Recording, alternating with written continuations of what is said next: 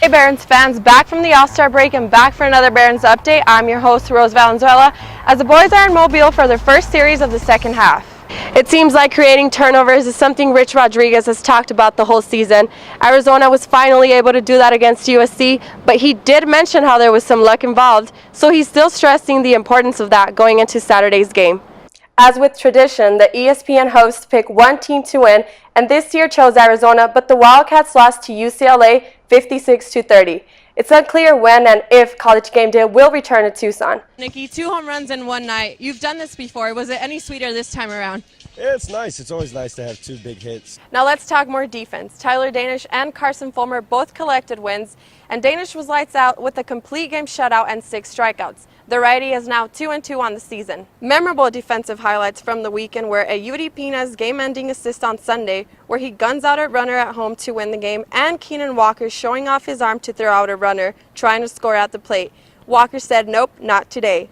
A month into minor league baseball season, outfielder Josh Richmond has been an important piece for the Barons after sitting out last season due to an injury. Here's what he had to say about being back on the field. It feels great just to be back out here on the field, playing.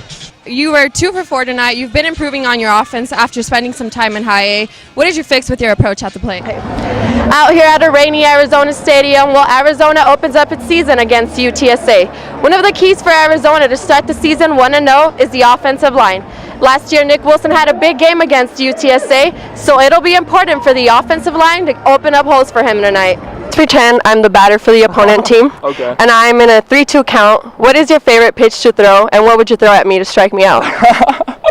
Oh, geez, 3-2 count. And Arizona hasn't seen you in action in this jersey yet. What is something you want Arizona fans to know about you off the court? Iron Man. Iron Man. I like Iron Man. What is the most embarrassing song on your iPod? Probably Carly Jepsen. Carly, which one? Whatever her name is, the Hey, one call away, or yeah, that one. Okay. A lot of these fans behind me have been up since early in the morning to be able to go to ESPN's College Game Day. Now they're out here for the Pac-12 opener. What's on the line this early in the season? Taking command of the Pac-12 South. Last night, the team beat the Babers 8-5 after collecting 12 hits on the night. Courtney Hawkins led the offense going 3 for 4, including a 3-run home run early in the game. And on the hill, Nolan Sandberg picked up his 4th save of the season. 38 games. That will be Stanley Johnson's college career. As you just heard, the Arizona freshman has decided to enter his name in the NBA draft. Johnson pushed his announcement to the deadline, and a big reason for that was a pull to stay at Arizona. Now you guys face Oregon this weekend. They started pretty strong, but they're not doing too hot as far as conference goes, but you guys know what they're capable of. What's the mindset coming into the weekend? Out here at Media Day, I'm Rose Valenzuela, joined with Ryan Anderson. Ryan, how excited are you to be back and get to play this year after sitting last season? I can't tell you how excited I am. It's been a long year, but I think I learned a lot last year sitting out, seeing how successful the team was last year, and I think we can do the same thing this year. So you say you learned a lot. What are some things that you learned? And you were featured in the Cape Cod Times. The story talked about some baseball accomplishments and other accomplishments. What does that mean to you, getting recognized that way? It's really an honor to be out here in such a prestigious league. And now some of the rankings have been out. You guys weren't in it, and only 3 Pac-12 schools were in it. How important is that for you guys as a team and a conference? Adam, I have to ask this. What do you think is your most underrated skill on the field? Base running is a big part of the game, and it's easy to look at somebody who's supposed to be fast and steal bases a lot, but just the overall part of base running, there's much more to it than just stealing bases. I don't know if I would say that's super underrated, but if you're going to put me on the spot, I'll go ahead and say base running. All right, thank you so much, Adam. Good job tonight. Thank you. Appreciate it.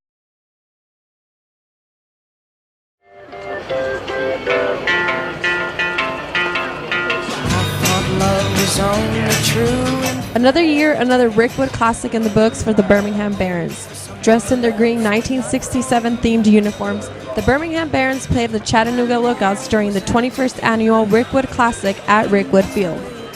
Member of the National Baseball Hall of Fame, Raleigh Fingers was this year's special guest and got to throw out the first pitch.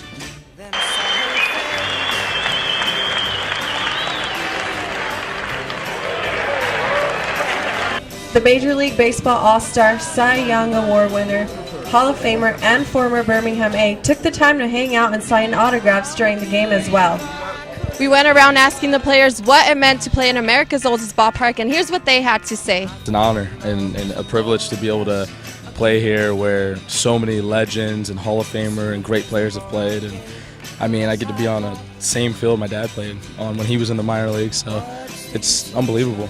And I'm very happy to be here. I love that. I love wearing the stirrups. If you want me to take a step back, no, take a step back.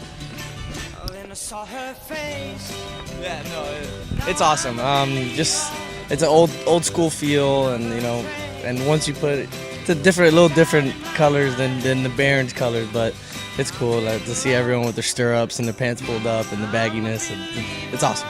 The Lookouts, who were dressed in their red, white, and black uniforms, were also very excited to be a part of this game.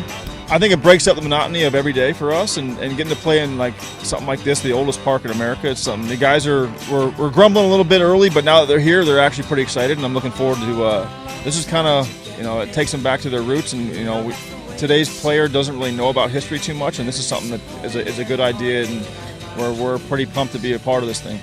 With an old-school baseball feeling, fans had the chance to interact with players and ask for pregame autographs from players like Tyler Danish and Brian Clark. Jordan Guerrero took the loss to go 2-2 on the season right before his third win this week.